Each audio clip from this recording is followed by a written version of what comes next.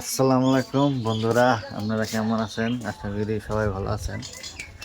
তো আমি আজকে আমার এই নাই গাছের লগে লগে ছোট্ট আরও দুই তিনটা গাছ গুজালি বুনছিলাম। তো সেই গাছগুলো অনেক সুন্দর হয়েছে। আর তো আপনাদেরকে দেখাতে চাই, দেখুন কীরকম হয়েছে। তো আমার এটাই হয়েছে সেই লাউ গাছ। আর এই লাউ গাছের সাথেই এই ছোট্ট মোট্ট একটা টাল সিস্টেম করা হয়েছে। এখানে দেখেন বাগুন গাছ বোনা হয়েছে, এই জায়গায় মরিচ গাছ বোনা হয়েছে। তো দেখেন বাগুন খুবই সুন্দরভাবে বাগুন আইছে। বাগুন অলরেডি তুইলা খাওয়া হয়েছে, বত্তা সত্তা খাওয়া বা রান্দা খাওয়া হয়েছে। দেখেন মরিচগুলাও কত সুন্দর হয়েছে, বুঝছেন?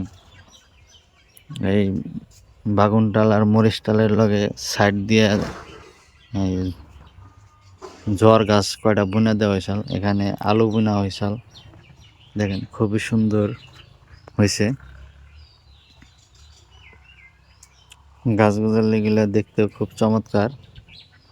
তো আপনারা বাড়িতে এই ছোট্ট মোট্ট করে দুই চারটা যদি গাছ বুনবার পারেন, তো আপনাদের আপনাদের সবজি কিনা খাইতে লাগবো না। ভর্তা করে সবজি করে বা যে কোনো করে খাইতে পারবেন আপনারা। ধন্যবাদ।